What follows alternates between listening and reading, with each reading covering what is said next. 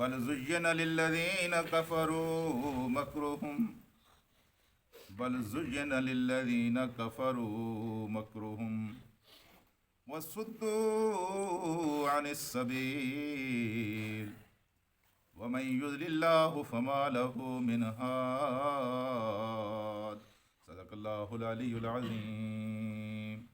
رفقائے گرامی، آپ نے کٹی ہوئی پتنگ تو کبھی دیکھی ہوگی۔ جب پتنگ کٹ جاتی ہے، اپنے مالک کے ہاتھ میں اس کا سرا نہیں رہتا تو پھر وہ مالک کی نہیں رہتی، وہ جہاں جا کر گرے اس کے پیچھے لوگ بھاگتے ہیں، جو اس کو پکڑ لے وہ اس کی ہوتی ہے۔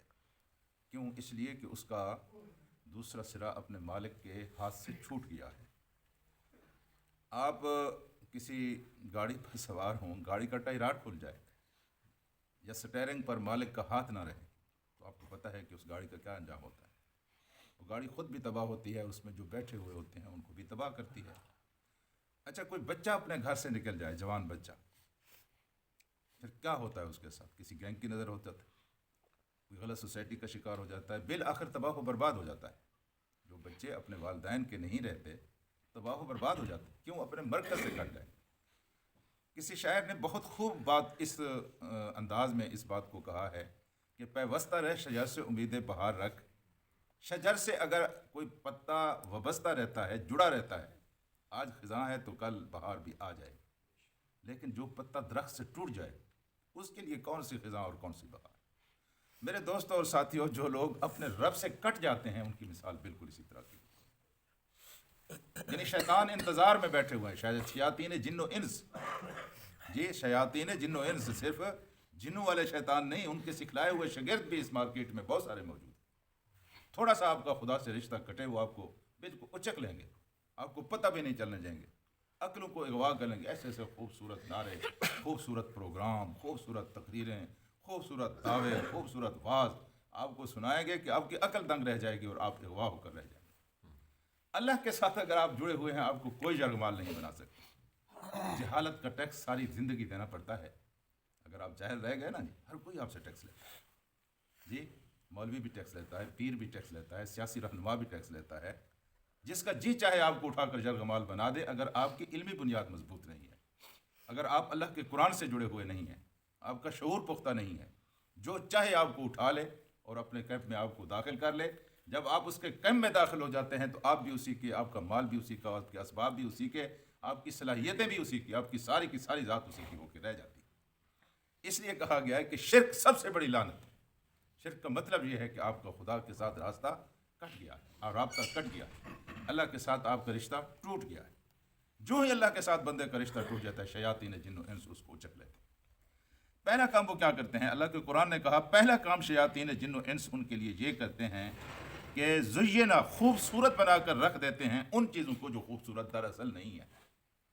گناہ تو خوبصورت نہیں ہے لیکن خوبصورت نظر آتے ہیں، اور ان کو مزید اس کی لیپ اپ ہوتی ہے، اس کی چمک دک شیاطین عطا کرتے ہیں۔ یہ شیاطین وسوسہ ڈالتے، کر لیں، سارے کر رہے ہیں، کچھ نہیں ہوتا، پہلے بھی کیا تھا، کیا ہو گیا، کر لو نا۔ کسی کا حق مارنا ہے مار لو، کوئی بےعزتی کرنی ہے کسی کی کر لو، کسی کی عزت لوٹنی ہے لوٹ لو، یہ سارے لوگ کر رہے ہیں یار، کیا ہوتا ہے؟ یہ وسوسے کون ڈالتا ہے؟ یہ شیطان ڈالتا ہے۔ اگر اللہ کا خوف ہو تو پھر اللہ کا خوف اس کا مقابلہ کرتا ہے کہ نہیں، تم نے ایسا کیا، خدا دیکھ رہا ہے جی۔ یہاں اگر نہ بھی پکڑے گئے تو اللہ کی بارگاہ میں کیا جواب دیں؟ ہاں جی۔ تو میرے دوستوں اور ساتھیوں، شیاطین کا کام کیا ہوتا ہے؟ شیاطین کا کام بالکل یہی ہوتا ہے کہ وہ کیا کرتے ہیں، وہ بل زین للذین کفروا، خوبصورت بنا کے رکھ دیتے ہیں، للذین، ان لوگوں کے لیے، کفروا، جو اپنے رب سے کٹ جاتے ہیں، اپنے رب کا انکار کرتے ہیں، ساری کی ساری زندگی کے گناہ ان کے لیے خوبصورت بن جاتے ہیں اور ان کو کبھی کوئی احساس نہیں ہوتا کہ ہم کوئی غلط کام بھی کر رہے ہیں۔ دوسرا کام کیا ہوتا ہے؟ وہ وَصُدُّوا عَنِ السَّبِيلِ، ان کو خدا اپنے راستے سے روک دیتا ہے اور شیاطین اس کو خدا کے راستے پر چلنے سے روک دیتے ہیں۔ دوسری طرف کشش اتنی ہوتی ہے، خوبصورتی اتنی ہوتی ہے، خواب اتنے ہوتے ہیں، تمنائیں اتنی وہ لوگ دکھاتے ہیں، اس طرح شیطان ان کے سامنے وہ گناہ کو آراستہ و پیراستہ کر کے پیش کرتا ہے، انسان کے حواس اپنی جگہ پہ نہیں رہتے اور انسان اپنے پاؤں سے اکھڑ جاتا ہے اور شیطان کی نظر ہو جاتا ہے۔ ٹھیک ہے؟ اچھا، یہ حربے میرے اور آپ کے اوپر کئی بار استعمال ہوئے ہیں، آپ اپنی زندگی میں جھانک کر دیکھیے نا، کئی بار استعمال ہوئے ہیں۔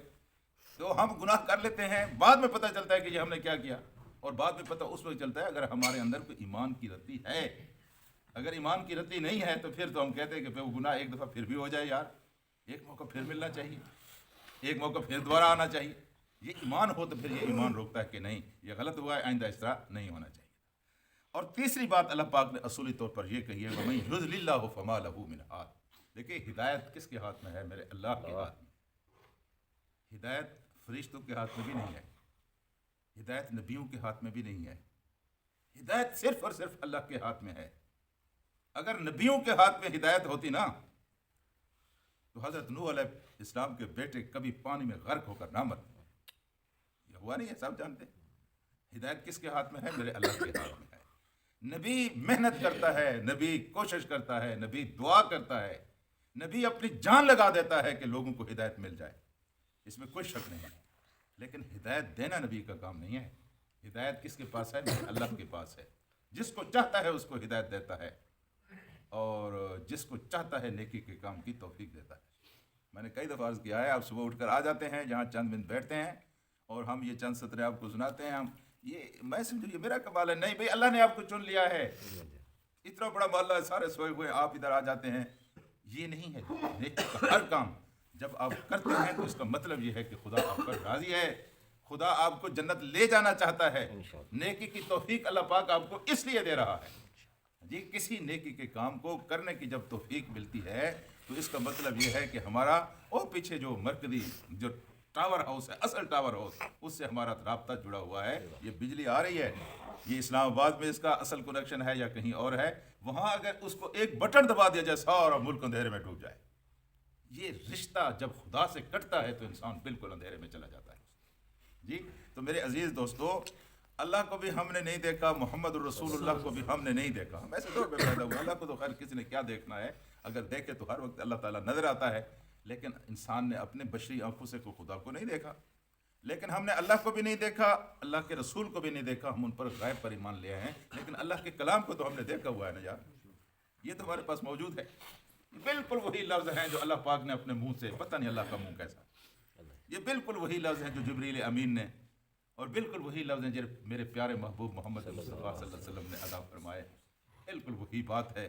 آپ اس نقطہ نظر سے کبھی قرآن کو پڑھیں تو آپ کو لطف آئے گا کہ یہ بالکل محمد رسول اللہ سے منہ سے نکلے ہوئے لفظ، صدیق نے ان کو پڑھا ہے، عمر نے ان کو پڑھا ہے، اور ان لفظوں میں کوئی تغیر و تبدل نہیں ہوا ہے، بالکل وہی لفظ ہے جی۔ تو میرے دوستوں اور ساتھیوں، جس کو اللہ ہدایت دیتا ہے اس کو کوئی گمراہ نہیں کر سکتا، اور جس کو خدا گمراہ کرے اس کو کوئی ہدایت نہیں دے سکتا۔ اللہم صلی علی سیدنا